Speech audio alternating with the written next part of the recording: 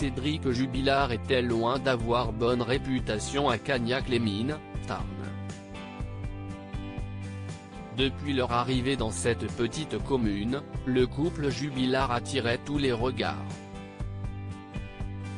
Déjà, avec leur maison en construction au jardinet en friche, qui faisait tache dans cet alignement de maisons proprettes. Même au sein du groupe de parents d'élèves, Cédric Jubilard était loin de faire l'unanimité, se montrant exubérant et excessif avec les autres habitants du village.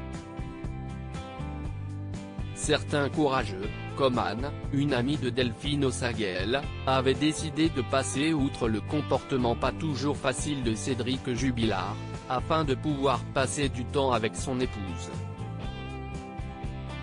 Il est connu pour ses emportements verbaux, pour son profil de consommateur très régulier de stupéfiants, pour lui siesti du cannabis, de l'herbe.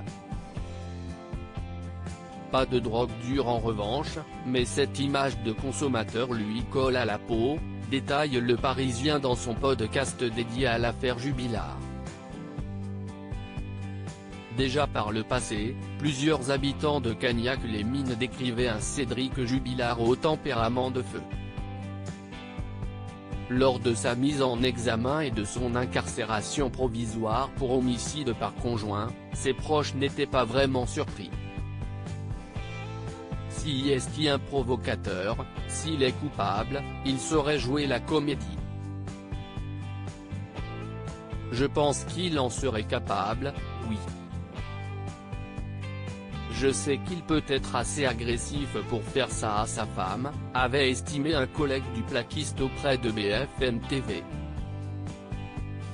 Toujours auprès du Parisien, des proches de Delphine avouaient volontiers que Cédric était loin d'être le gendre idéal. Dès 2018, elle a commencé à penser au divorce, mais elle a voulu donner une nouvelle chance à son mariage et la petite Elia est arrivée, avait raconté une amie de l'infirmière. Tous décrivaient un homme au tempérament parfois très colérique, comme sa nouvelle compagne Séverine. Il hausse le ton, s'emporte pour un oui ou pour un non, notamment contre son fils. Et puis il se calme. Il est comme ça, faut le connaître. Dès qu'il n'avait plus rien à fumer, cela devenait difficile pour lui. Dans ces cas-là, je le sentais nerveux, à cran, décrivait-elle. Retrouvez le podcast La disparition de Delphine Jubilard, un couple en crise, un amant, et un mari en prison en intégralité sur le site du Parisien. Depuis la prison, Cédric Jubilard continue de clamer son innocence. Il reste présumé innocent des faits reprochés jusqu'à la fermeture du dossier.